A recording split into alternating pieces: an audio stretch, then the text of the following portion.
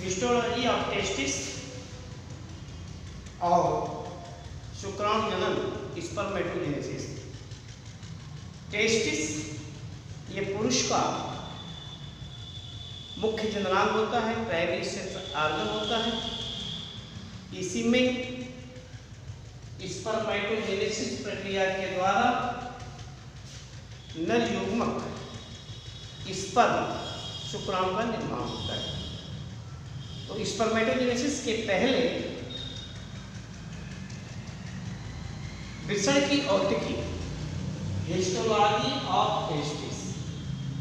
वृषण टेस्टिस हमने आपको पहले बताया था, ये थैलेम होता है जिसको स्क्रोटम कहा जाता है। इसी स्क्रोटम के भीतर ये 2 की संख्या में अंडाकार लगभग 5 सेंटीमीटर लंबी, 2.5 सेंटीमीटर मोटी गुलाबी रंग की रचना पाई जाती है, जिसको कहा जाता है टेस्टिस। वृषण, प्रत्येक वृषण के ऊपर, टेस्टिस के ऊपर ये 2 खोल चढ़ी होती है, जिसको टेस्टिकुलर कैप्सूल कहा जाता है। इस कैप्सूल में बाहरी लेयर ट्यूनिका वैजिनैलिस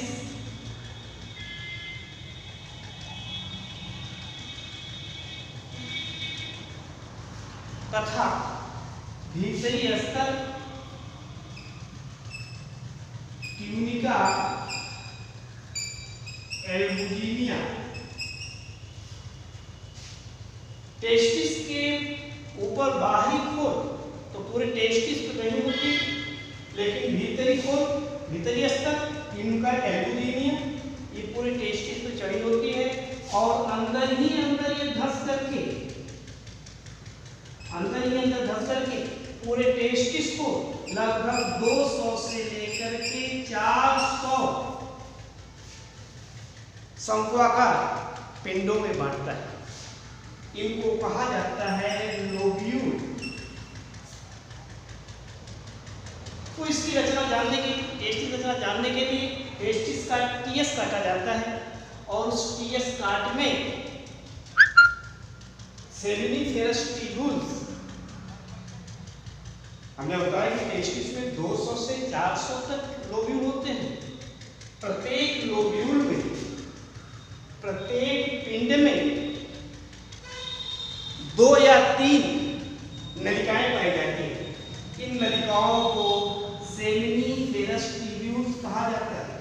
शुक्रजन नलिका, सेमिनिफेरस ट्यूब्यूल्स, इन नलिकाओं में स्पर्मेटोजेनेसिस क्रिया द्वारा शुक्राणु का निर्माण होता है। तो यहाँ पर ये एक लोब्यूल है, ये दूसरा लोब्यूल है, ये तीसरा है। किसी एक सेमिनिफेरस ट्यूब्यूल्स का ये डिटेल डायग्राम है। क्या एक सेमिनिफेरस ट्यूब्यूल्स ये है, दूसरा ये है, तीसरा ये है, 2 से लेके 3 तक सेमिनिफेरस ट्यूब्यूल्स मिलकर के एक लोब्यूल बनाते हैं। ऐसे ही प्रत्येक टेस्टिस में 200 से लेकर के 400 लोब्यूल होता है। तो टेस्टिस की इकाई है सेमिनिफेरस ट्यूब्यूल्स, क्योंकि इसी में स्पर्मेटोजेनेसिस प्रक्रिया के माध्यम से शुक्राणु का निर्माण होता है, स्पर्म का निर्माण होता है। प्रत्येक सेमिनिफेरस ट्यूब्यूल्स में सबसे बाहर ये बेसमेंट मेम्ब्रेन पाई जाती है, आधार कला पाई जाती है।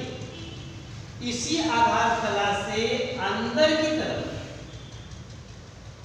भीतर की तरफ ये जर्म सेल पाए जाते हैं, जर्मिनल एपिथेलियम। बेसमेंट मेम्ब्रेन से भीतर की जर्मिनल एपिथेलियम होता है। इस जर्मिनल एपिथेलियम में 2 प्रकार की कोशिकाएं पाई जाती हैं।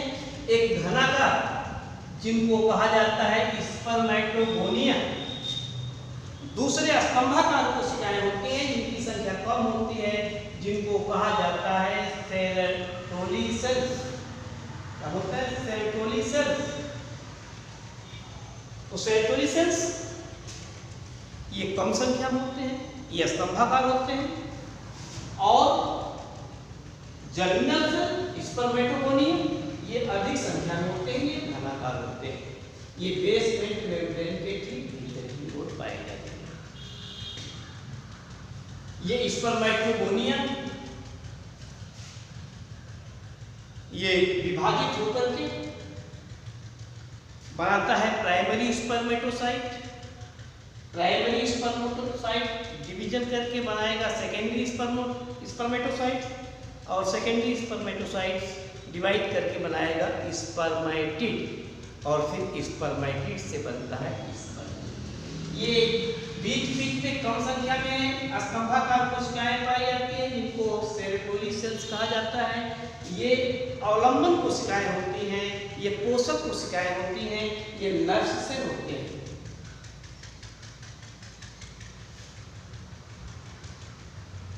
ये सेमिनिफरस ट्यूब्यूल्स, दूसरा सेमिनिफरस ट्यूब्यूल्स, इन सेमिनिफरस ट्यूब्यूल्स के बीच में ये कनेक्टिव टिश्यू संयोजी ऊतक भरे पड़े होते हैं। इसी कनेक्टिव टिश्यू में ब्लड वेसल्स, नर्व्स पाए जाते हैं। साथ ही साथ इनमें एंडोक्राइन सेल्स भी मिलता है, जिसको इंटरस्टिशियल सेल्स कहा जाता है, लेटिक सेल्स कहा जाता है। ये एंडोक्राइन नेचर होता है इसका। इनके द्वारा हार्मोन स्रावित होता है, और इसी हार्मोन द्वारा नर में द्वितीयक लैंगिक लक्षणों का विकास होता है। तो यह हिस्टोलॉजी ऑफ टेस्टिस, मुख्यतः इस पर सेमिनिफेरस ट्यूब्यूल्स जो वृषण की इकाई है, इसी में स्पर्मेटोजेनेसिस क्रिया द्वारा स्पर्म का निर्माण होता है। आगे हम बता रहे हैं आपको स्पर्मेटोजेनेसिस। स्पर्मेटोजेनेसिस एक प्रकार का गैमेटोजेनेसिस है, युग्मक जनन है। गैमेटोजेनेसिस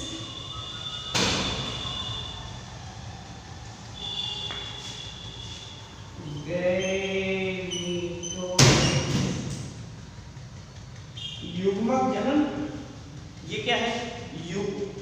जननांगों में, गोनाइड्स में युग्मक के बनने की प्रक्रिया को गैमेटोजेनेसिस कहा जाता है। चूंकि गैमीट दो प्रकार के होते हैं, एक होता है मेल गैमीट जिसको स्पर्म, दूसरा होता है फीमेल गैमीट जिसको ओवम बोलते हैं। क्योंकि गैमीट्स दो तरह के होते हैं, इसलिए गैमेटोजेनेसिस की प्रक्रिया भी दो तरह की होती है। एक है स्पर्मेटोजेनेसिस, दूसरा है ओओजेनेसिस। तो हम यहाँ बता रहे हैं स्पर्मेटोजेनेसिस, जिसको हिंदी में बोलते हैं शुक्राणु जनन। स्पर्मेटोजेनेसिस, शुक्राणु जनन, ये वृषण के सेमिनिफेरस ट्यूब्यूल्स में होने वाली प्रक्रिया है। तो वृषण के सेमिनिफेरस ट्यूब्यूल्स में नर युग्मक स्पर्म शुक्राणु के बनने की प्रक्रिया को स्पर्मेटोजेनेसिस कहा जाता है। ये स्पर्मेटोजेनेसिस की पूरी प्रक्रिया निम्नलिखित 3 प्रावस्थाओं में पूरी होती है। एक है नंबर 1 गुणन प्रावस्था, मल्टीप्लिकेशन फेज। दूसरा है वृद्धि प्रावस्था, ग्रोथ फेज। और तीसरा है परिपक्वन प्रावस्था, मैच्योरेशन फेज। इन 3 प्रावस्थाओं में युग्मक जनन स्पर्मेटोजेनेसिस की पूरी क्रिया पूरी होती है। ओओजेनेसिस की पूरी प्रक्रिया भी इन्हीं 3 प्रावस्थाओं में पूरी होती है। उसमें भी यही तीनों प्रावस्थाएं होती हैं, multiplication phase, growth phase and maturation phase. लेकिन थोड़ी भिन्नता है, भिन्नता बाद में बताया जाएगा। नंबर 1 गुणन प्रावस्था, मल्टीप्लिकेशन फेज। भ्रूण के टेस्टिस में, भ्रूण के वृषण में, जैसा कि बताया गया, बेसमेंट मेम्ब्रेन के भीतर की ओर जो जर्मिनल सेल होते हैं, ये 2 तरह के होते हैं, एक घनाकार, दूसरे स्तंभाकार। तो घनाकार जिनको जर्म सेल्स, प्रिमार्डियल जर्म सेल्स बोला जाता है, इनमें सूत्री विभाजन होता है, माइटोसिस डिवीजन होता है। और इसी सूत्री विभाजन के द्वारा इनकी संख्या बढ़ती है। सूत्री विभाजन द्वारा ये अपनी संख्या में वृद्धि करेगा, तो वृद्धि संख्या में वृद्धि करता है, इसलिए इसको मल्टीप्लिकेशन बोलते हैं। और संख्या में वृद्धि करके ढेर सारे सेल बनाता है, जिसको स्पर्मेटोगोनिया बोला जाता है। दूसरा है वृद्धि प्रवस्था। वृद्धि प्रवस्था एक शिशु अवस्था में ये स्पर्मेटोगोनिया साइज में इनलार्ज होता है, साइज में बढ़ता है और साइज में वृद्धि करके बनाएगा प्राइमरी स्पर्मेटोसाइट। ये प्राइमरी स्पर्मेटोसाइट्स द्विगुणित कोशिकाएं होती हैं, डिप्लॉयड होती हैं। इनके केंद्रक में गुणसूत्र 2x संख्या में होते हैं और at the time of puberty, युवावस्था के प्रारंभ में हार्मोन के प्रभाव से मैच्योरेशन फेज शुरू होता है। तो क्या प्राइमरी स्पर्मेटोसाइट की कोशिकाओं में अर्धसूत्री विभाजन शुरू होता है। आपको पता है अर्धसूत्री विभाजन में एक ही कोशिका 2 टाइम्स बढ़ती है। इसके पहले विभाजन को फर्स्ट मियाटिक, दूसरे विभाजन को सेकेंड मियाटिक बोला जाता है। तो इस प्रकार मियासिस डिवीजन के परिणाम स्वरूप एक मदर सेल से 4 डॉटर सेल बनते हैं। कैसे? Primary spermatocytes undergone myiasis division, first myiasis division, परिणाम स्वरूप बनेगा सेकेंडरी स्पर्मेटोसाइट। ये सेकेंडरी स्पर्मेटोसाइट चूंकि रिडक्शनल डिवीजन हुआ है, इसलिए इसके केंद्र में गुणसूत्र हाफ होगी, x की संख्या होगी। तो प्राइमरी स्पर्मेटोसाइट से जो सेकेंडरी स्पर्मेटोसाइट बनता है, इसी समय रिडक्शन डिवीजन होता है, गुणसूत्रों की संख्या हाफ हो जाती है, पुनः सेकेंड डिवीजन होगा, परिणाम स्वरूप 4 स्पर्मेटिड बनते हैं, प्रत्येक स्पर्मेटिड हैप्लॉइड होता है। ये स्पर्मेटिड गोलाकार रचना होती है और इसी स्पर्मेटिड में स्पर्मियोजेनेसिस प्रक्रिया के द्वारा, स्पर्मियोजेनेसिस वो प्रक्रिया होती है जिसमें स्पर्मेटिड से निर्मित होता है स्पर्म। स्पर्म ये गोल आकार की नहीं, ये पूंछ युक्त रचना होती है। इसके एक ह्यूमन के स्पर्म में ये निम्नलिखित भाग होते हैं। ये हेड, नेक, मिडिल पार्ट और टेल, ऊपर ये एक्टोसोम होता है। ये मोटाई रचना होती है। तो स्पर्मेटिड का स्पर्म में परिवर्तित हो जाने की प्रक्रिया को स्पर्मियोजेनेसिस कहा जाता है। ये स्पर्म उधर बताया था हमने आपको, सेमिनल वेसिकल्स का स्राव, प्रोस्टेट ग्लैंड का स्राव प्लस स्पर्म, ये मिलकर के सीमेन कहलाता है।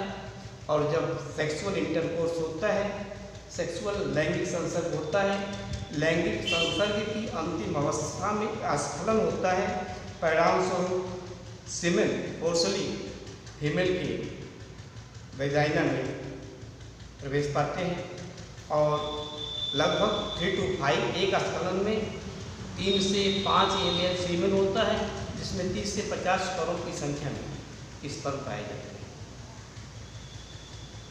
ठीक है, next day histology of ovary and ओओजेनेसिस।